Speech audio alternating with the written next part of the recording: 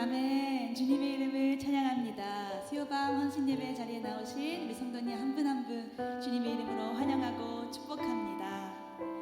언제나 우리에게 선한 것을 이루시는 주님, 그것을 위해 우리를 이 자리에 부르시고 우리를 자녀 삼아주신 주님, 그 주님 앞에 우리의 어떤 어려움 가운데서도 우리의 의지할 분이 주님뿐이심을 이 시간 찬양으로 고백하며 함께 예배의 자리로 나아가시겠습니다.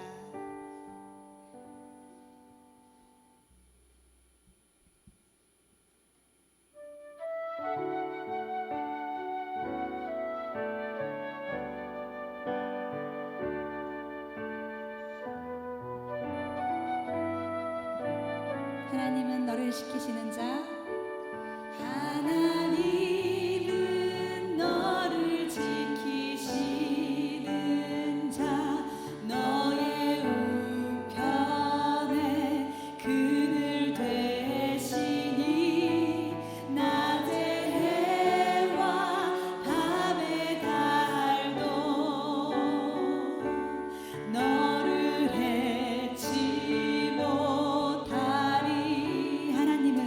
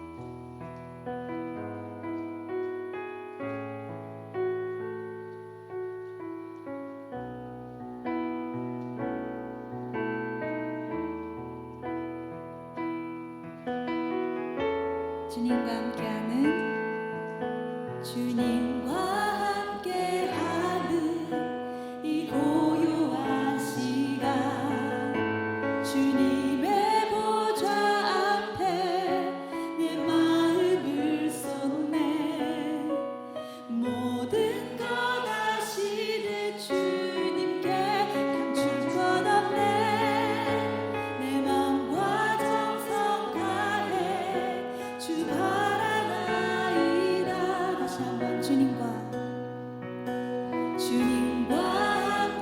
함께하는 이 고요한 시간 주님의 보좌 앞에 내 마음을 쏟네 모든 것 아시는 주님께 감출 것 없네 내 마음과 정성 다해 주 바라나이다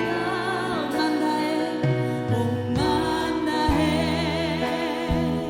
사랑합니다 온 맘 다해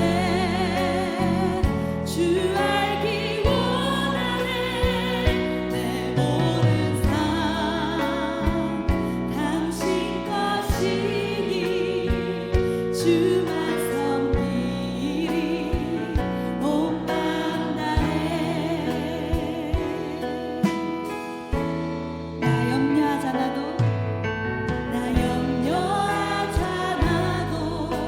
내 쓸 것 아시니 나 오직 주의 얼굴 구하게 하소서 다 이해할 수 없을 때라도 감사하며 날마다 순종하며 주다 다시 한번 고백해봅시다 나 염려하잖아도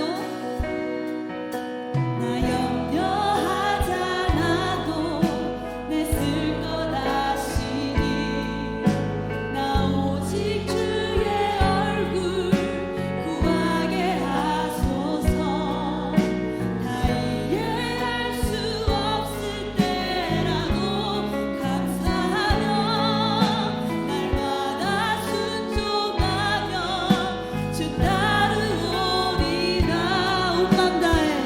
온 맘 다해 사랑합니다 온 맘 다해 주 알기 원하네 내 모든 삶 당신 것이니 주만 섬기리 우리의 마음의 고백을 담아 고백합시다 온 맘 다해 온 맘 다해 사랑합니다 사랑합니다 온 맘 다해 주 알기 원하네 모든 삶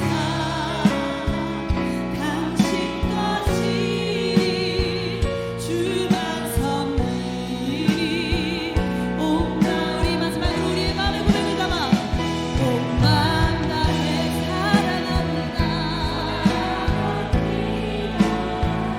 온 맘 다해 주 알기 원하네 모든 삶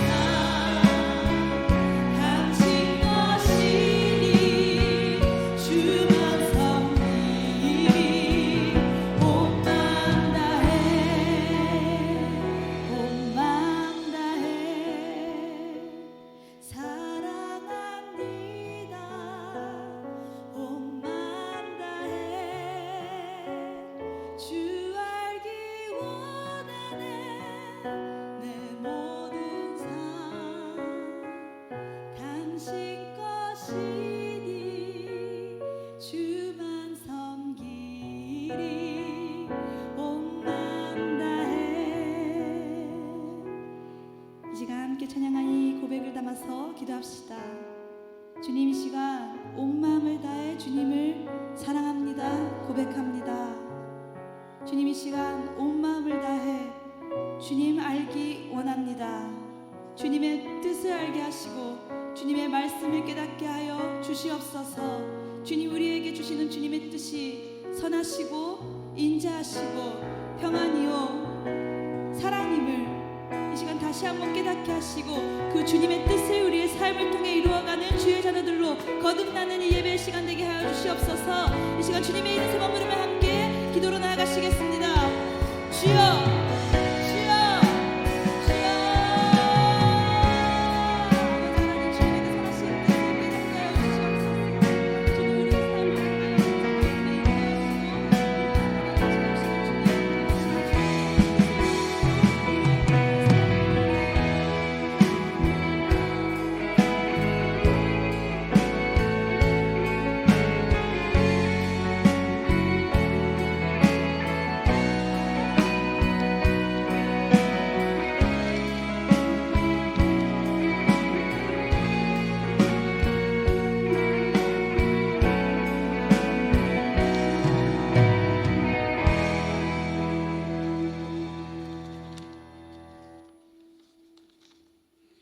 이스라엘아, 너를 지으신 이가 말씀하시니라. 너는 두려워하지 말라. 내가 너를 구속하였고 내가 너를 지명하여 불렀나니 너는 내 것이라. 아멘.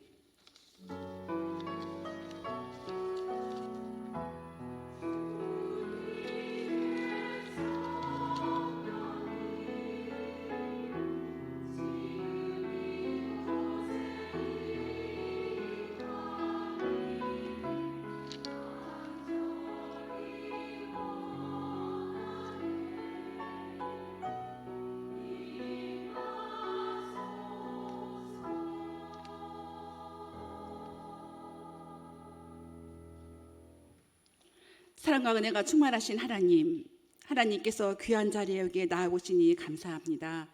모든 것 가운데 기쁨이 되시는 삶 속에 하나님께 영광되는 시간 되게 하시고 드려지는 모든 절차를 하나님께서 개입하여 주시고 모든 성도들 다음 세대를 이끌어가는 하나님의 가장 선한 영향력으로 저희 모두에게 감당할 수 있는 만큼의 달란트를 주시옵소서. 모세와 동행하시고 다윗과 동행하셨던 하나님께서 다윗같이 강인하고 솔로몬과 같은 지혜로 모든 삶을 주관하여 주시옵소서. 특별히 6.25 전도의 헌신 예배를 드려오니 부족한 모습은 감춰주시고 마음과 정성을 다하여 믿음의 축복이 얼마나 큰지 찬양으로 받아주시옵소서. 어떠한 상황 속에서도 하나님을 굳건히 붙잡으며 주님, 그래도 지금 주님이 붙드셔서 에베레셀의 도우심으로 여기까지 왔사오니 감사합니다. 귀한 아내이고 귀한 어머니인 회원들 모두 나라와 교회와 가정을 위해 간절히 기도하게 하시옵소서. 하나님을 굳건히 믿으며 강하고 담대한 여전대원들에게 되게 하여 주시옵소서.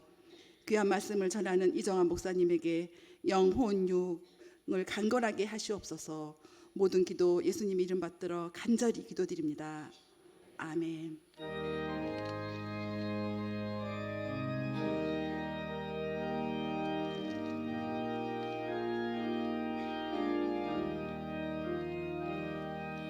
나 주의 도움 받고자 주 예수님께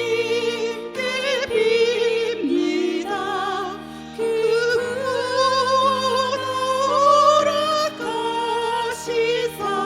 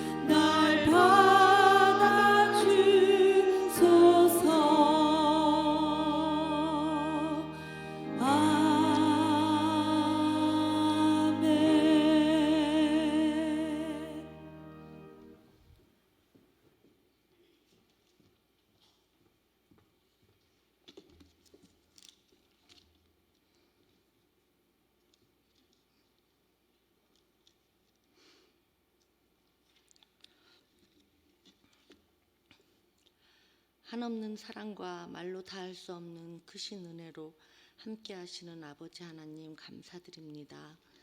미련하고 연약한 우리를 죽기까지 사랑하시며 구원하여 주신 은혜 감사드립니다. 이 시간 6.2 여전도 찬양 예배 자리에 서게 하여 주심도 감사드립니다. 우리 6.2 여전도 한 사람 한 사람 가정마다 모든 범사가 잘 되고 영혼육이 강건하게 지켜주시며 돌보아 주실 줄로 믿습니다.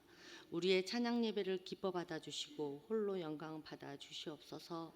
이 예배를 통하여 성령님 역사하여 주시고 작은 불꽃 하나가 큰 불을 일으키듯 우리 6.2 여전도가 작은 불꽃이 되어 우리 교회의 큰 불꽃으로 성령님의 불같은 역사가 우리 안에 임하여 충만케 하시옵소서. 우리 화곡동교회를 사랑하시는 아버지 하나님, 우리 믿음의 공동체 한 사람 한 사람을 귀히 여기시고 사랑하여 주시는 줄 믿습니다. 주님 안에서 성령님 친히 다스리시고 주님의 평안과 사랑의 띠로 묶어주시며 허물은 덮어주고 따뜻한 눈짓과 정감의 언어로 서로 축복하며 사랑과 화평과 온유와 절제의 성령의 열매 맺는 하나님의 기쁨이 되길 소망하며 기도드립니다. 우리의 입술과 우리의 생각과 우리의 모습을 성령님 강권하여 붙잡아 주시고 사람 바라보지 않고 오직 주님만을 바라보며 천국 가는 그날까지 흔들림 없는 믿음으로 살아가게 인도하여 주시옵소서. 하나님의 선하심과 하나님의 질서대로 우리 교회를 인도하여 주시고 하나님의 기쁨이 되는 교회 되길 소망하며 기도드립니다. 하나님의 말씀을 통하여 감격과 거듭남으로 순간순간 날마다 새롭게 성령님의 임재로 변화되길 소망하며 기도드립니다. 예배를 위하여 수고하는 모든 자들에게도 하나님의 풍성하신 은혜로 축복하여 주실 줄 믿습니다. 하나님의 기쁨이 되는 우리 6.2 여전도회와 우리 화곡동 교회 되길 간절히 기도드렸사옵니다. 변함없는 사랑으로 함께 하시는 예수님의 이름으로 기도드렸사옵니다. 아멘.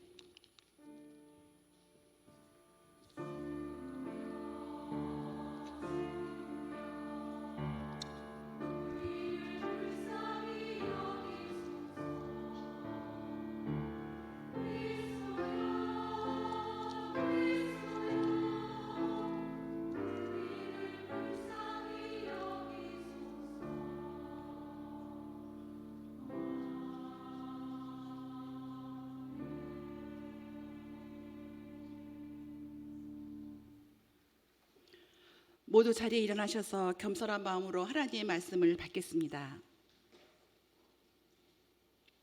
오늘 우리에게 주신 하나님의 말씀은 구약성경 에레미야 29장 4절에서 14절까지의 말씀입니다.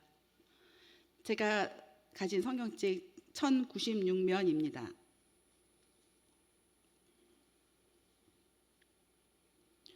제가 봉독하겠습니다. 만군의 여호와 이스라엘의 하나님께서 예루살렘에서 바벨론으로 사로잡혀 가게 한 모든 포로에게 이와 같이 말씀하시니라. 너희는 집을 짓고 거기에 살며 텃밭을 만들고 그 열매를 먹으라. 아내를 맞이하여 자녀를 낳으며 너희 아들이 아내를 맞이하며 너희 딸이 남편을 맞아 그들로 자녀를 낳게 하여 너희가 거기에서 번성하고 줄어들지 아니하게 하라. 너희는 내게 사로잡혀 가게 한 그 성읍의 평안을 구하고 그를 위하여 여호와께 기도하라. 이는 그 성읍이 평안함으로 너희도 평안할 것임이라. 만군의 여호와 이스라엘의 하나님께서 이와 같이 말하노라. 너희 중에 있는 선지자들에게와 점장에게 미혹되지 말며 너희가 꾼 꿈도 고지 듣고 믿지 말라.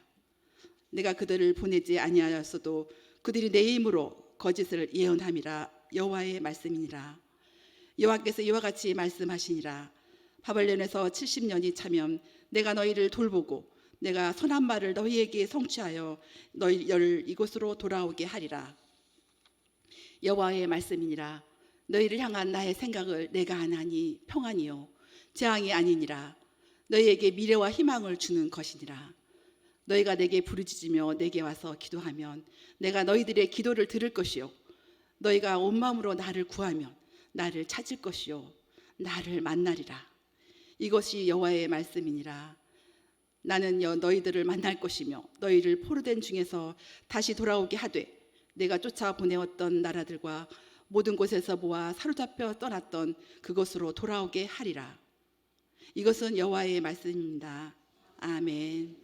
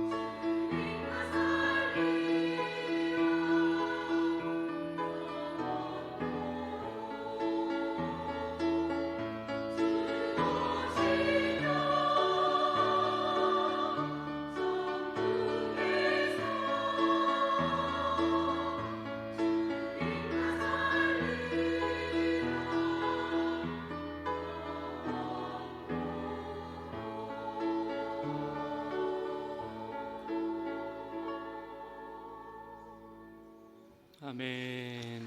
감사합니다. 네, 참 어떻게 소녀 같은 목소리가 저렇게 나오는지 너무 감사하고 또 은혜롭습니다. 이번 주 토요일은 8.15 광복 81주년이 되는 해인데요. 우리 찬양 고백처럼 우리를 사랑하시고 우리의 목자 되셔서 우리를 신실하게 인도하시는 그 하나님께 감사하며 또 우리 아가페 찬양대에 감사하며 하나님께 영광의 박수 한 번 더 올려드리겠습니다. 우리가 잘 아는 서정주 시인은 이런 말을 했습니다. 나를 키운 건 팔할이 바람이었다. 인생을 관통하는 통찰력인 것 같습니다. 인간은 행복하고 즐거운 날들만 바라지만 정작 우리를 강하게 하고 깊이 뿌리내리게 하는 것은 고난일 때가 더 많습니다. 그러한 우리의 삶이기에 한편으로는 희망이 참 중요하다고 생각이 됩니다. 인생이 그만큼 혹독한데 희망마저 없다면 얼마나 버거울까요? 그래서 예레미야 29장 11절은 참 많은 성도들이 좋아하는 말씀입니다.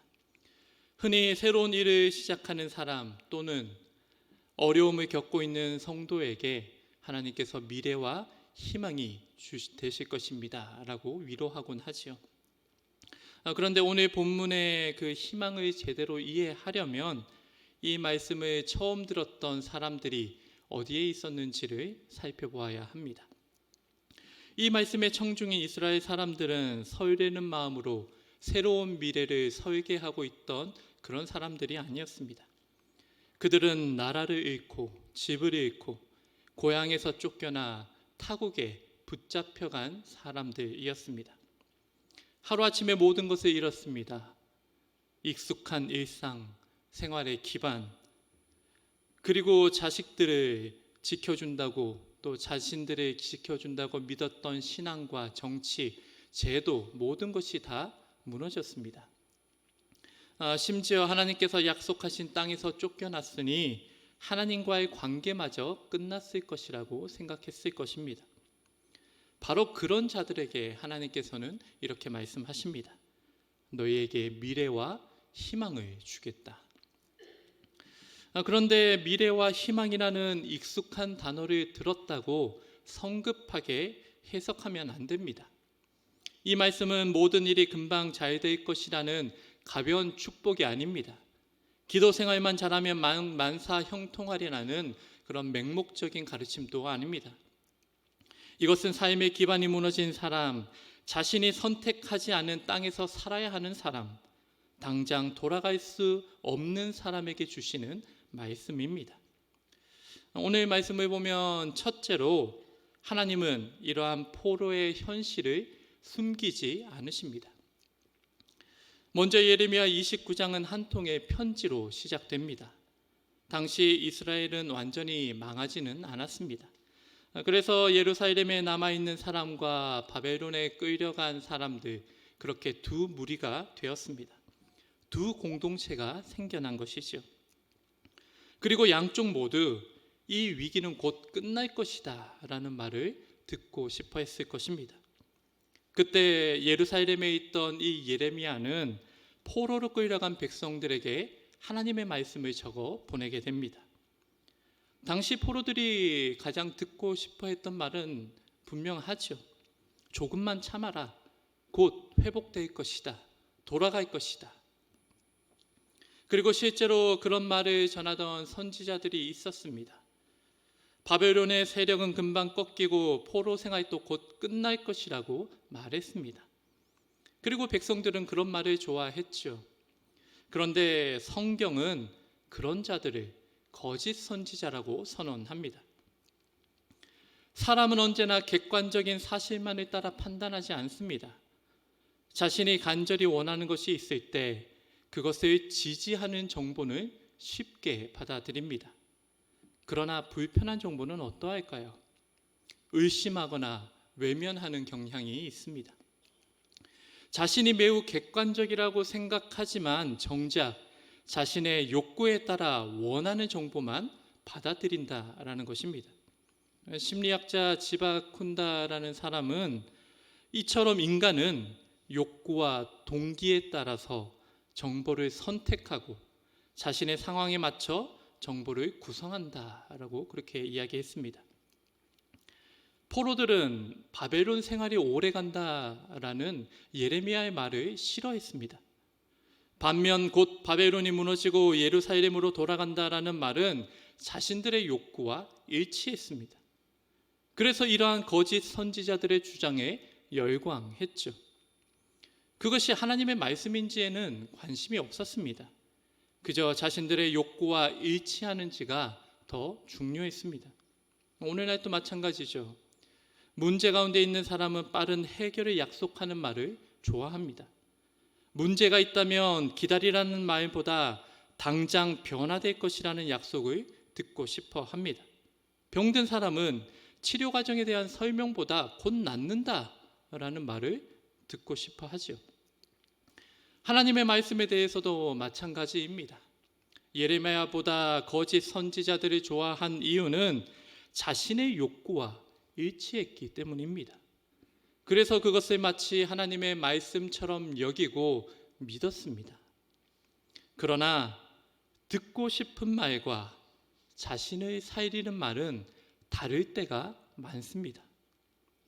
거짓 희망은 불안은 잠시 줄여주지만 현실을 살아갈 힘은 주지 못합니다. 그러나 하나님의 말씀은 당장 마음을 편안하게 해주는 말이 아니라 긴 시간을 견디며 집을 짓고 씨를 심게 하는 진실한 희망이었습니다.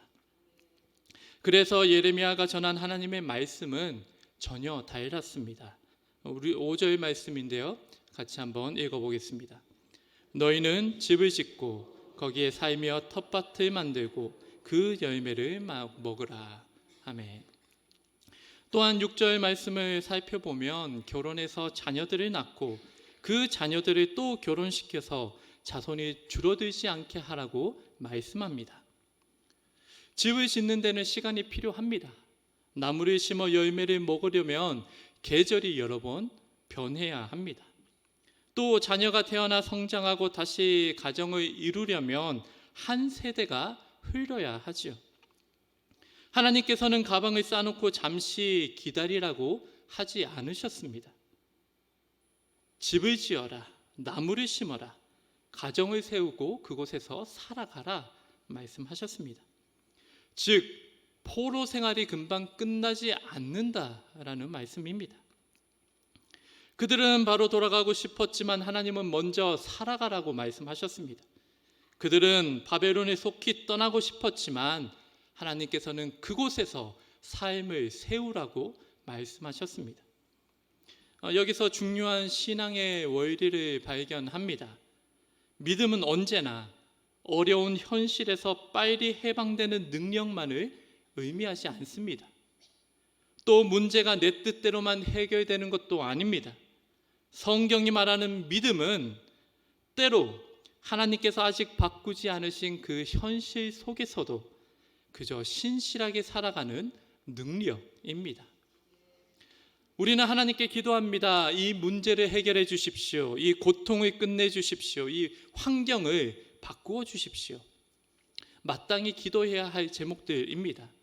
그러나 하나님께서 그 상황을 당장 바꾸지 않으실 때가 많다라는 것입니다.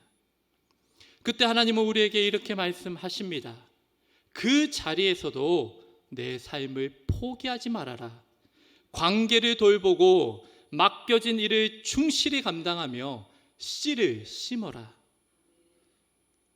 우리는 종종 삶을 뒤로 미룹니다. 이 문제가 끝나면 제대로 살겠습니다. 건강이 좋아지면 다시 봉사하겠습니다.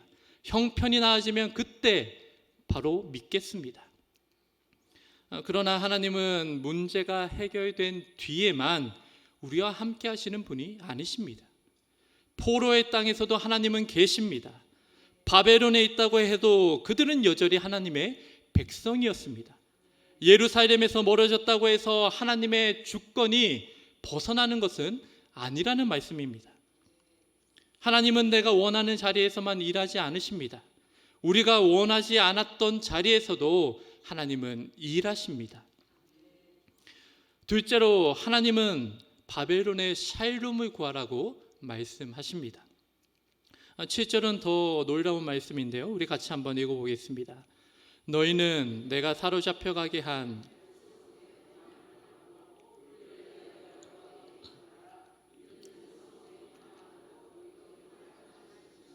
아멘. 여기서 그 성읍이 어디인가요? 바벨론이죠. 예루살렘이 아닙니다. 자신들이 침략하고 끌고 온 제국의 도시입니다. 그런데 하나님은 그 도시가 하루빨리 무너지기를 기도하라 말씀하지 않으십니다. 그 성읍에 평안을 구하라. 평안은 우리가 잘 아는 대로 히브리어 샬롬이죠. 이 샬롬이라는 단어는 전쟁이 없는 상태만이 아니라 공동체의 안정과 온전함, 관계의 회복과 바른 질서를 포함합니다. 그리고 여기서 구하라라는 말도 마음속으로 잘 되기만을 바라는 정도가 아닙니다. 이것은 적극적으로 찾고 추구하라라는 명령입니다. 즉 바벨론의 샬롬을 위해 기도하고 일하라라는 명령입니다. 그렇다고 바벨론의 모든 가치에 순응하라는 말씀은 아닙니다. 바벨론의 우상에게 절하라는 말씀도 아닙니다. 포로 공동체는 바벨론에서 살되 자신이 누구인지 잊지 말아야 했습니다. 도시의 평안을 위해 일하되 제국의 폭력과 우상을 하나님처럼 섬기지 않아야 했습니다. 교회가 세상 속에서 살아가는 방식도 이와 같습니다. 교회는 세상이 망하기를 기다리는 공동체가 아닙니다. 세상의 불의와 죄를 분별하면서도 우리가 살아가는 도시의 평안을 위해서 기도하고 섬기는 공동체입니다. 지역이 평안해야 교회가 평안합니다. 학교가 건강해야 우리의 자녀들이 건강합니다. 직장이 정직해야 그곳에서 일하는 성도들이 온전하게 살아갈 수 있습니다. 약한 사람들이 보호받아야 공동체 전체가 안전해집니다. 신앙은 교회 안에서만 평안을 누리는 것이 아닙니다. 우리가 사는 지역과 사회에 하나님의 그 샬롬이 임하도록 일해야 하는 것입니다. 또한 교회와 개인의 관계도 마찬가지입니다. 내 마음과 교회가 다르게 돌아간다고 해서 교회를 옮기는 거나 교회를 버린다면 그것은 신앙을 상품화하는 것입니다. 신앙생활을 한다는 것은 하나님이 나를 보내신 그 교회에서 평화를 구하며 평화를 이루어가는 것입니다. 그것이 주님의 몸에 참된 의미입니다.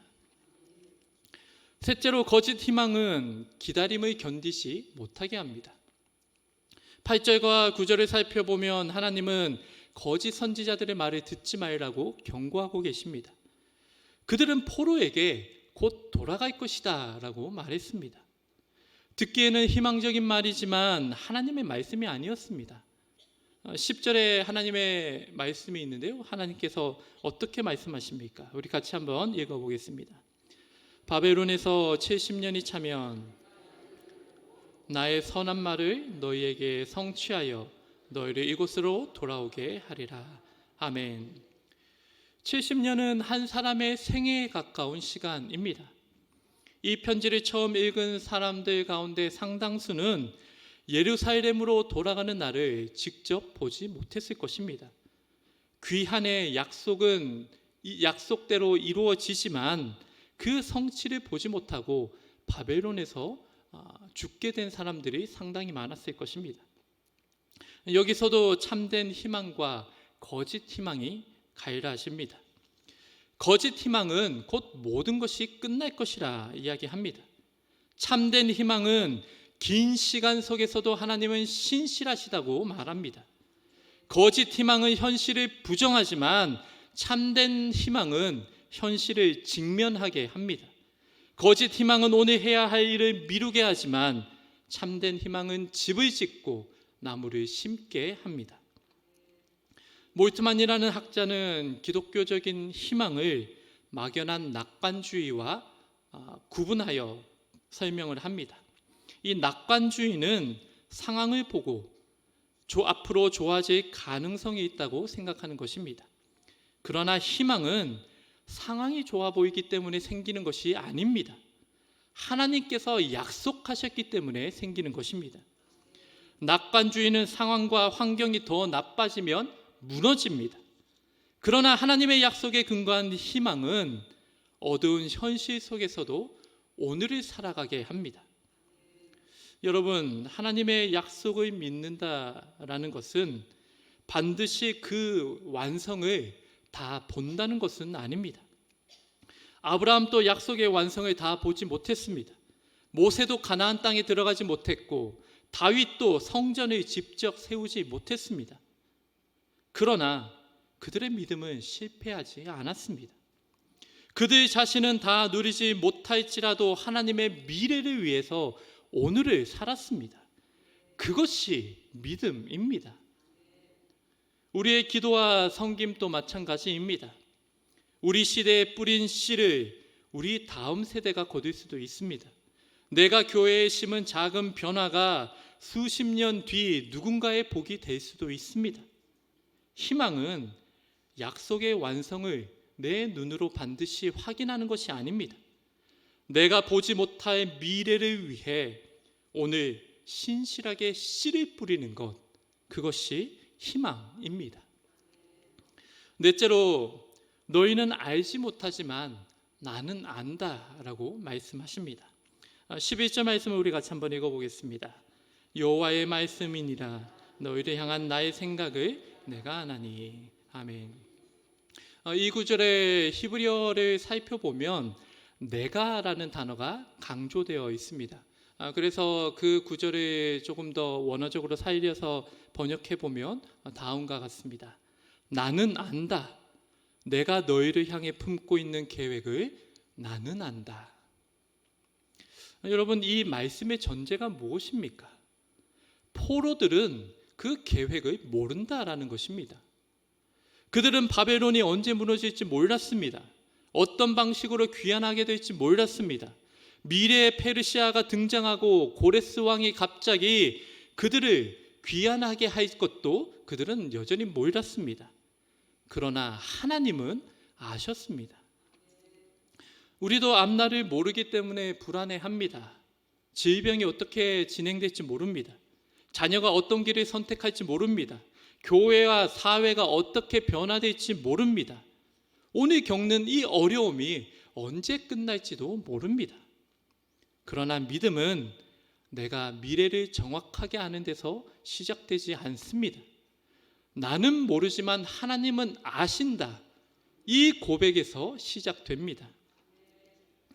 하나님께서는 너희가 내 계획을 모두 이해하게 될 것이라고 말씀하지 않으십니다.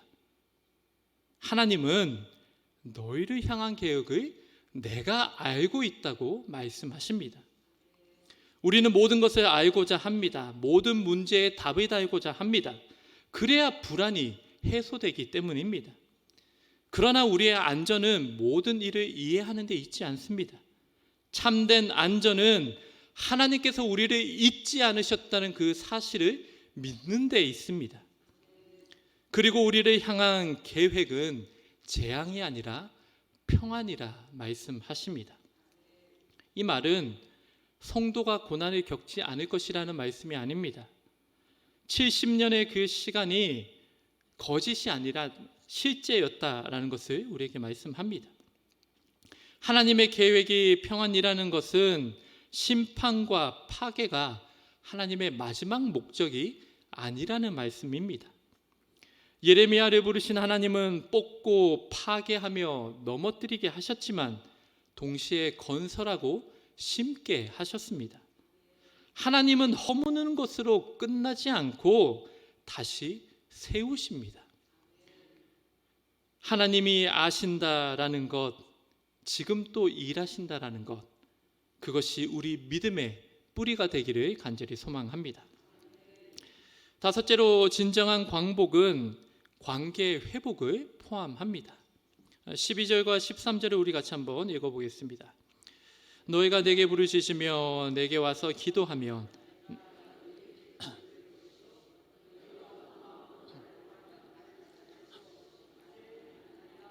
아멘. 포로들에게 가장 중요한 회복은 예루살렘으로 돌아가는 것만이 아니었습니다. 그것은 하나님을 다시 만나는 것이었습니다. 성전과 땅을 되찾아도 하나님을 잃어버린 채 살아간다면 그것은 완전한 회복이 아닙니다. 반대로 아직 바벨론에 있더라도 온 마음으로 하나님을 찾고 만난다면 회복이 이미 시작된 것입니다. 이번 주 토요일은 8.15 광복절 81주년이 되는 날입니다. 1945년 8월 15일 일제 항복으로 우리 민족은 식민 통치에서 해방되었습니다. 오랫동안 억누린 백성에게 광복은 말 그대로 빛을 되찾는 사건이었습니다.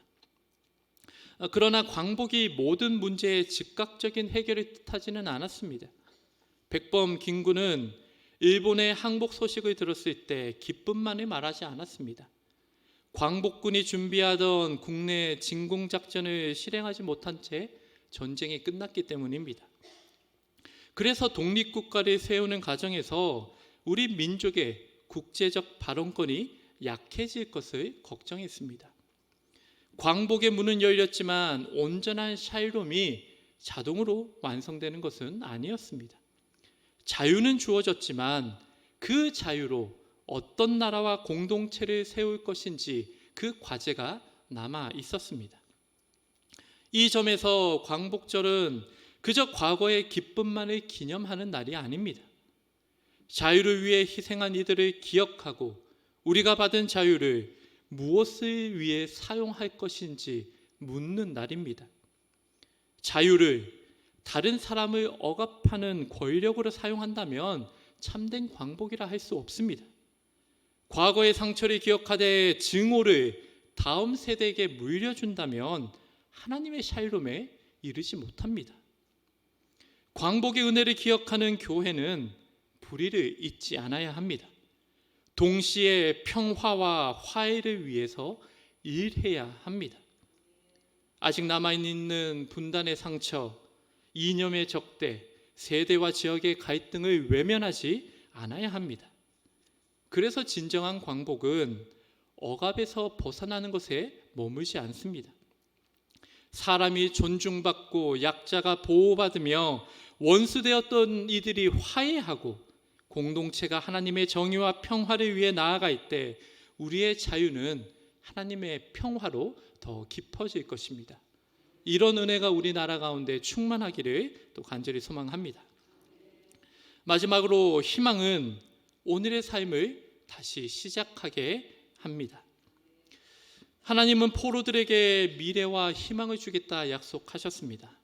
그렇다면 그 희망은 오늘 우리의 삶을 어떻게 변화시켜야 합니까? 먼저 지금 있는 자리에서 삶을 포기하지 않아야 합니다. 우리 각자에게도 쉽게 해결되지 않는 문제가 있죠. 여전히 신음하는 그런 문제가 있습니다. 그러나 그 문제 때문에 모든 것을 멈추어서는 안 됩니다. 여전히 기도하고 가족을 돌보며 맡겨진 일을 정직하게 감당하면서 관계 회복을 위해서 할 수 있는 일을 감당해야 한다라는 것입니다. 또한 우리가 살아가는 공동체의 평안을 구해야 합니다. 교회만 잘되기 위해서 기도해서는 안 된다라는 것입니다. 지역과 학교, 직장과 나라의 평안을 위해서도 기도해야 합니다. 고통받는 사람들의 목소리에 귀를 기울이고 불의한 제도와 관행이 바르게 변화되도록 또한 참여해야 한다라는 것입니다. 마지막으로 내가 보지 못할 미래를 위해서 씨를 심어야 합니다. 포로 1세대가 바벨론에서 그들의 자녀들에게 하나님을 가르치는 것을 멈추었다면 과연 어떻게 되었을까요? 70년 뒤 고향으로 돌아갈 백성도 남아있지 않았을 것입니다.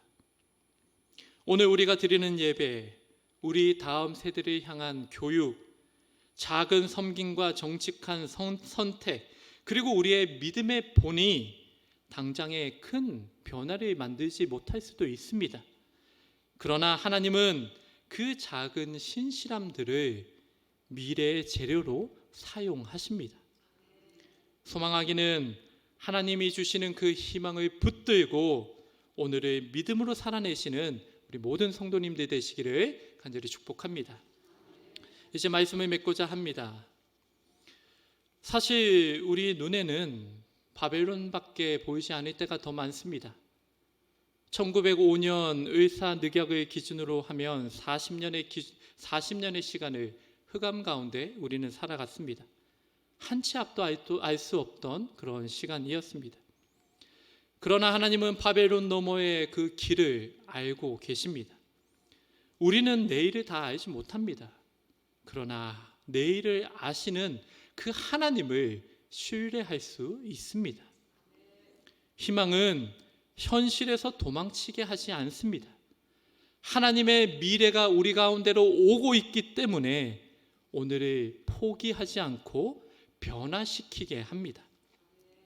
이처럼 하나님의 희망은 그저 네가 원하는 일이 이루어질 것이다 라는 약속이 아닙니다. 너가 알지 못하는 시간에도 나는 너를 알고 있다.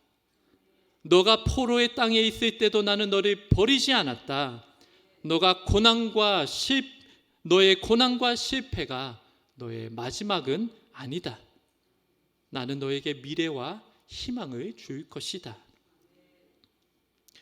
서정주 시인처럼 우리를 성장시키는 팔할이 바람이라면 그런 인생은 결코 녹록하다고 말할 수 없을 것입니다. 오늘 본문은 그런 우리 인생에 주시는 하나님의 희망입니다. 곧 괜찮아지지 않을 수도 있다. 그러나 하나님이 역사의 마지막을 결정하신다. 그러니 오늘을 믿음으로 살아가며 평화를 이루어라. 여러분, 이것이 희망의 뿌리 내린 신앙입니다. 소망하기는 우리 모든 성도님들 가운데 이 희망이 뿌리 내리기를 간절히 축복합니다. 또한 우리 교회와 이 민족이 하나님의 그 희망 가운데 살아가는 복된 은혜가 있기를 주님의 이름으로 간절히 축복합니다. 함께 기도하겠습니다. 우리에게 미래와 희망을 주시는 하나님, 한 치 앞도 보이지 않는 상황 속에서도 우리의 길을 신실하고 성실하게 인도하심에 감사드립니다. 수많은 고난 속에서 이 민족을 건지시고 광복과 자유를 주심에도 감사드립니다.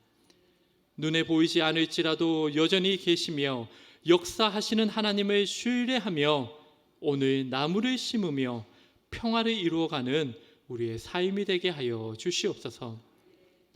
특별히 6.2 여전대회를 축복하시고 수많은 인생의 그 바람 속에서도 하나님만을 바라며 믿음의 길 나아가게 인도하여 주시옵소서. 또한 이 민족 가운데 주신 사명을 기억하게 하여 주시고 분단의 아픔과 수많은 아픔을 회복하며 나아가는 평화를 이루며 나아가는 복된 은혜를 더하여 주시옵소서. 우리의 미래와 희망이신 예수 그리스도의 이름으로 기도드립니다. 아멘.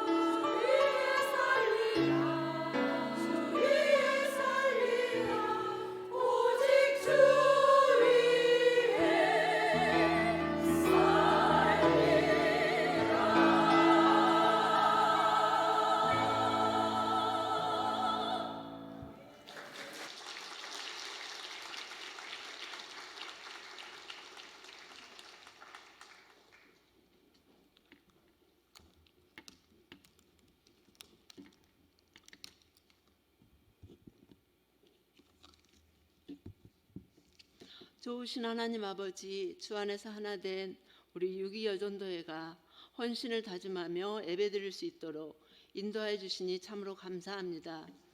바쁜 일상 속에서 구별하여 매주 모여서 찬양을 연습하고 또 했지만 여전히 부족합니다. 하오나 기쁨으로 준비한 모든 과정을 주님께서 보시고 아실 줄 믿습니다. 사랑의 주님, 마음을 다하고 뜻을 다하고 힘을 다하여 드리는 우리의 찬양과 예배를 연락하여 주시옵소서. 오늘 올려드린 이 찬양의 가사가 천국 가는 그날까지 우리의 고백이 되게 하옵소서. 귀한 말씀 전해주신 이정한 목사님을 통하여 지금 각자가 처한 이 고난이 재앙이 아니라 평안과 미래에 대한 희망을 주시려는 것이라고 말씀하여 주시니 참으로 감사합니다. 두렵고 떨리는 마음으로 받지만 주님, 우린 연약하고 부족하여 참으로 주님의 은혜가 아니면 포로로 잡혀있는 이 환경과 이 상황에서 우리 스스로 평안을 구하기가 너무 어려운 일임을 고백합니다. 주님, 저희들을 불쌍히 여겨 주시옵소서. 때가 차면 다시 돌아오게 하시겠다는 약속의 말씀을 붙잡고 하나님 아버지의 때가 차기까지 주님의 뜻을 구하고 인내하며 살아내기 원합니다. 온 마음으로 찾고 찾아 주님 만남으로 승리할 수 있도록 은혜를 베풀어 주옵소서. 은혜가 풍성하신 하나님 아버지, 이 시간 베풀어 주신 은혜에 감사하여 정성껏 준비한 예물을 드립니다. 드린 손길마다 하늘의 신령한 복과 땅의 기름진 복을 내려주시고 간절한 마음의 소원과 눈물의 기도 제목에 응답하여 주시며 가정과 일터가 날마다 풍성해지는 은혜를 허락하여 주시옵소서. 또 오늘 헌신 예배를 위해서 기도와 물질과 재능으로 힘껏 후원한 따뜻한 손길들을 기억하여 주시고 동일한 은혜를 베풀어 주시옵소서. 예물이 쓰이는 곳마다 하나님의 영광이 드러나기 원합니다. 적지만 이 물질로 선교지를 돕고 소외되고 가난한 이웃을 돌볼 때에 그들이 주님의 사랑을 경험하게 하시고 낙심한 영혼들이 주님께 돌아오는 영혼 구원의 역사가 일어나게 하옵소서. 우리의 작은 헌신을 크게 들어쓰시는 예수 그리스도 이름으로 기도합니다. 아멘.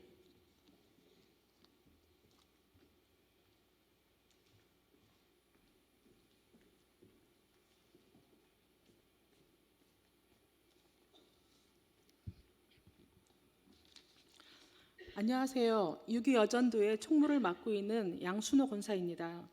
저희 유기여전도회는 갈라디아서 5장 16절 말씀에 의지하여 오직 성령을 따라 행하라라는 표어를 가지고 주님 안에 성령의 인도하심 따라 순종하며 살아가기를 원하는 회원들의 모임으로 회원 자격은 1964년과 65년생으로 화곡동교회에 등록된 교인이면 누구든지 환영합니다.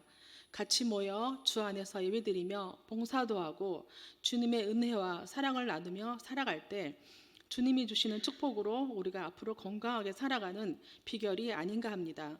저희 유기여전도회는 교회 행사 및 각 부서별 행사를 후원하며 해외 선교 후원 및 미자립 교회 후원과 사랑 나누기 그리고 야외 예배와 회원 애경사와 생일 축하 등 여러 가지 행사를 하고 있습니다. 지금까지 활동 내용은 영상을 통해서 소개하도록 하겠습니다. 감사합니다.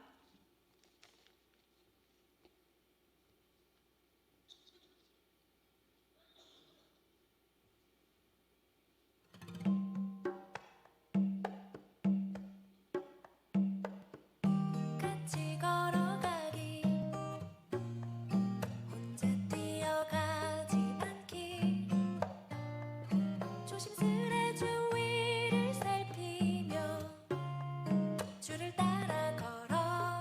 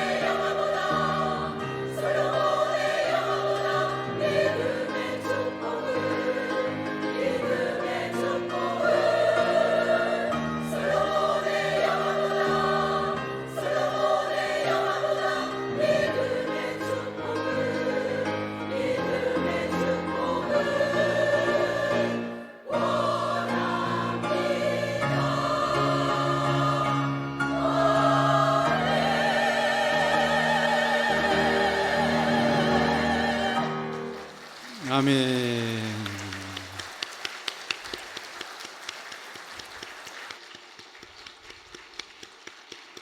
유기 여전도에 정성스럽게 준비한 헌신 예배와 또 찬양으로 하나님께 영광 돌려주셔서 감사드립니다.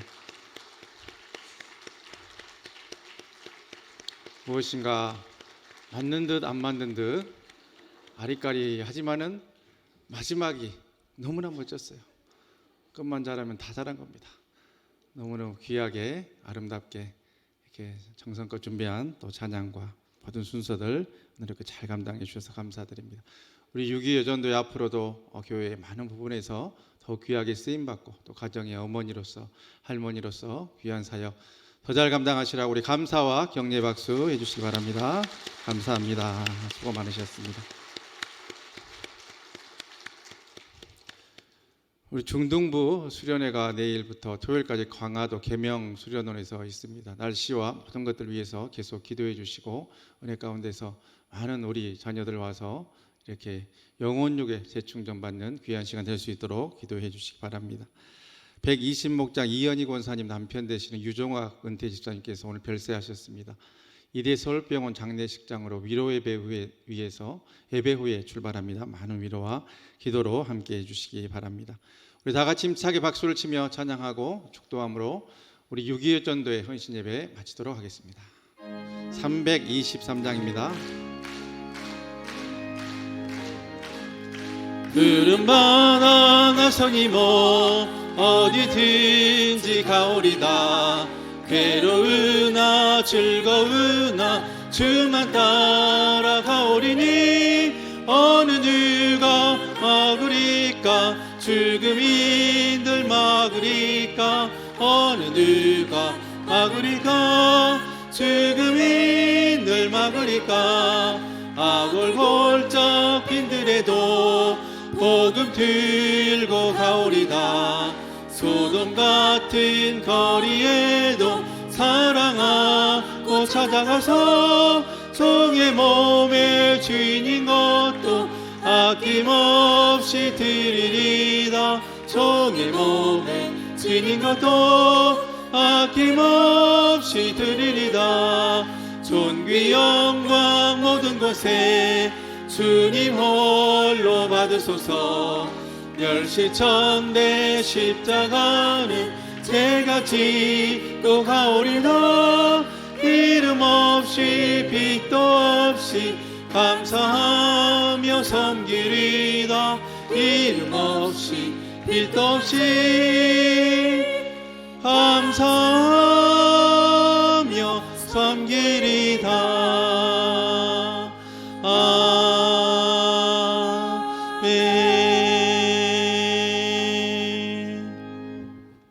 이제는 우리 주 예수 그리스도의 은혜와 하나님 아버지의 극진하신 사랑하심과 성령님 감화 감동 위로운의 충만 교통 교제케 하심이 오늘 또 많은 시간을 들여 정성껏 준비한 헌신 예배로 정성껏 준비한 찬양으로 하나님께 영광 돌려드리며 마음의 헌신을 결단하고 삶의 자를 향해서 나아가는 우리 6.25 여전도의 주양숙 회장님이야 모든 회원님들 머리머리 위와 한마음으로 헌신 예배에 참여하여 절망 속에서도 희망을 주시는 주님 바라보고 위로와 힘없고 인생길 주님 손 붙들고 걸어가기로 결단하고 삶의 잘 향해 나아가는 우리 화곡동교 모든 영적 식구들 머리머리 위에 우리의 가정과 생업과 자녀들과 주의 몸된 교회와 이 나라 이 민족 세계 열방 위에 이후로 영원토록 함께 계시옵기를 간절히 축원하옵나이다. 아멘.